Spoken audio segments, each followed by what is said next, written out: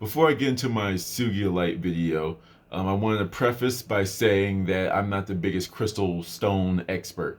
This is pretty much like a new lane for me that I've been learning about.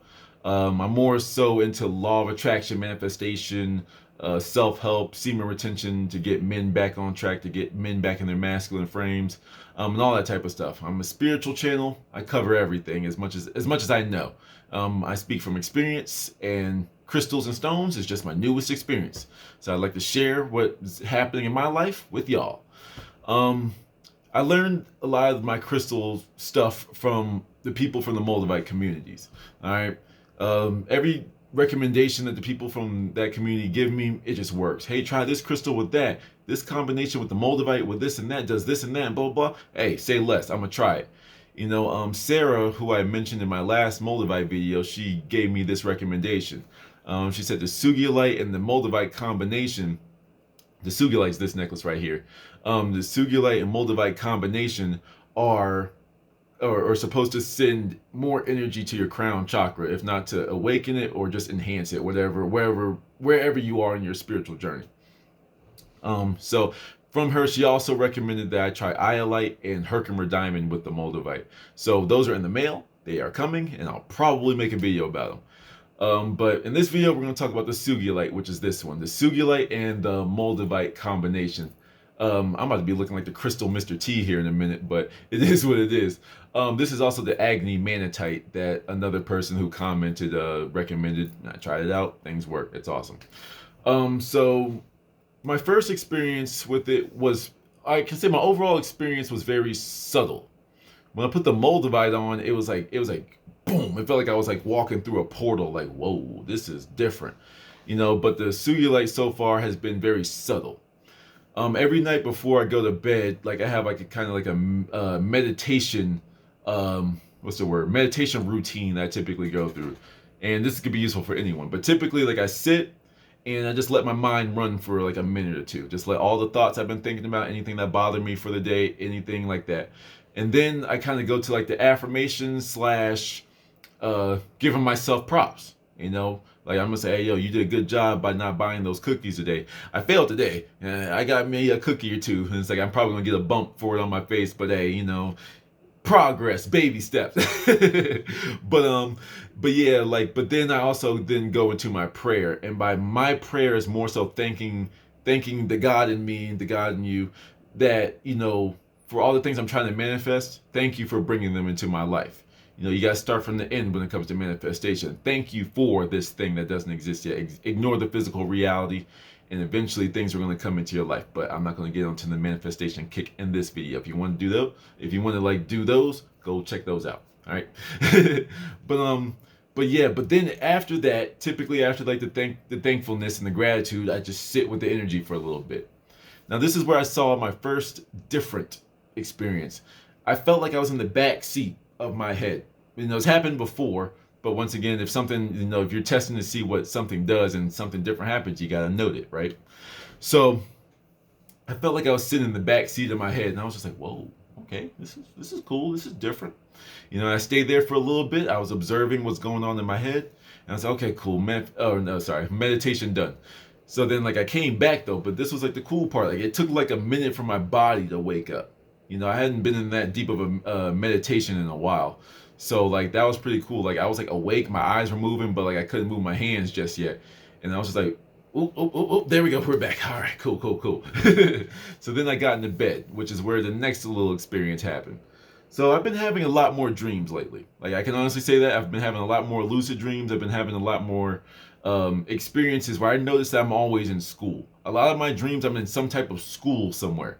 And that makes sense for me because I believe that here on earth, we're only here to learn. I believe that we're here to keep learning lessons for the soul until you finally start to move on up the spiritual ladder, if you will. So it makes sense that I'm always in school. But this one was different. I was I don't want to call it just a lucid dream, but I don't want to call it astral projection. I don't want to go as far as to say that. It was just I was just walking in this forest made of light. Like the tree bark was still brown, but all the leaves, all of the bushes, all the grass was just pure white. And I was just walking through it all right, this is normal, just some forest I ain't never been in, but it felt safe. Like I felt like if I looked around the right tree, I was gonna see a freaking Pegasus flying over a rainbow or something. But I didn't see all that. But I was just chilling in this different place. Like I was truly feeling like I was in a different level of existence. So that was pretty cool.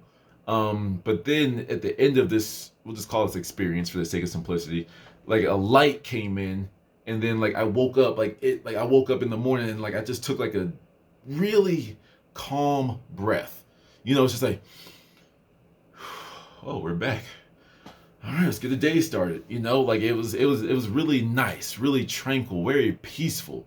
Like it felt like pretty much waking up on a Sunday morning, but it's Friday today. So, but that's just what it felt like. Um, the rest of the day was pretty normal. The only thing I really noticed was like when I went for my run, I felt like I was in my own bubble. You know what I mean? Like I felt like I was looking through my own lens of just seeing everything, and like it felt like the world was moving around me, but I was just moving through it in my own little space, if you will. I can't really put the right words with that. Maybe someone can fill in those gaps for me. Um, the last big thing I noticed was I had the worst time shutting up. As you can see, I have my hair out. Usually I have like a do-rag on, but when I get it retwisted up on the day I get my hair twisted, I like to let it breathe a little bit.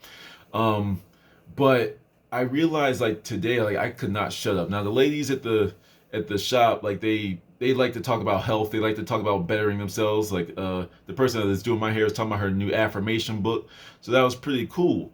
But like I always typically try to like shut myself up, because like people that don't ask for information doesn't stick with them. If they ask, then they typically will listen a little bit more.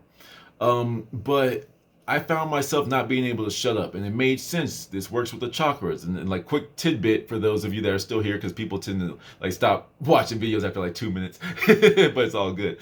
But like what you need to understand, especially if you're new into crystals and stones and stuff, is typically like it's like a simple rule of thumb is like the color of the stone and crystal tends to correlate with the chakras. So with this one being purple, it works with the crown chakra. And the crown chakra is the funnel to universal information. So it makes sense to why I couldn't shut up, because I opened myself up to more information and I wanted to spread it and talk and talk and talk and talk.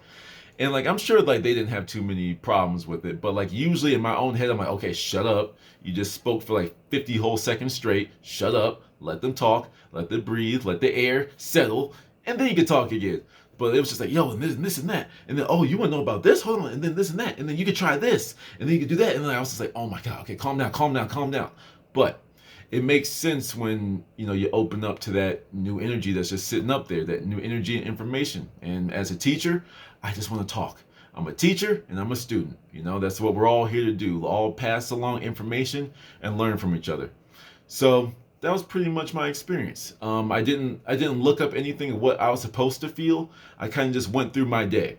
But at the end of the day, like right before recording this video, I did look up some spiritual symptoms of like working with the crown chakra, not necessarily the Sugilite, which is this one, but just the opening of the crown chakra in general. And I did find some really interesting things. So it's like 6: intuition, increased intuition, vivid dreams, manifestation becomes easier. That's big for me. So I'm going to keep on seeing how this works. You become directly connected to the divine, which is pretty much that cosmic energy up there. Spiritual visions and messages. I kind of couple that one with the vivid dreams. So I'm pretty much touching on these. And then all other chakras and gifts fall into alignment.